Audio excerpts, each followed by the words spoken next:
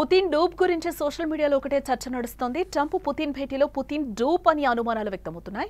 భేటీలో Putin ప్రవర్తనపై social మీడియాలో వాదన ఒక రేంజ్లో జరుగుతోంది. సాధారణంగా నవ్వని పుతిన్ నవ్వడంపై ఆశ్చర్యం వ్యక్తం చేస్తున్నారు అందరూ.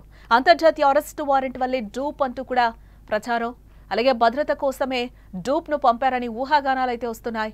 రష్యా ప్రభుత్వం నుంచి అధికారిక వివరణ అయితే ఇప్పటి వరకు లేదు.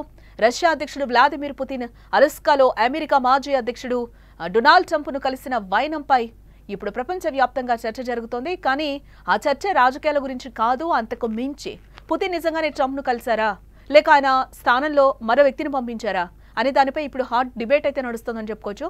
దీనికి కారణం పుతిన్కు బదులుగా డూప్ శరీర సారూప్యం ఉన్న వ్యక్తిను పంపించారని సోషల్ మీడియాలో ఒక వర్గం ప్రజలు గట్టిగానే నమ్ముతున్నారు.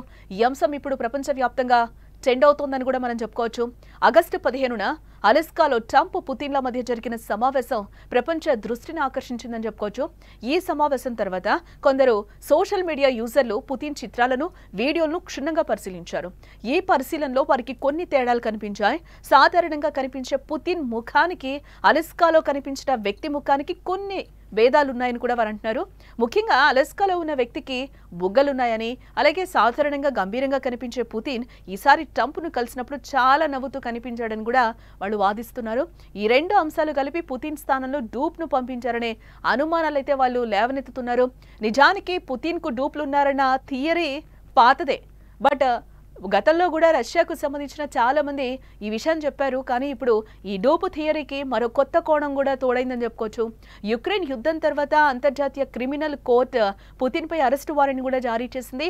యుక్రెయిన్లో యుద్ధ నేరాలకు పాల్పడ్డారన్న ఆరోపణలతో ఈ వారెంట్ అయితే జారీ చేయడం జరిగింది. అయితే ఐసీసీ సభ్య దేశాలకు వెళ్తేనే ఈ అరెస్టు వారెంట్ అమలవుతుంది.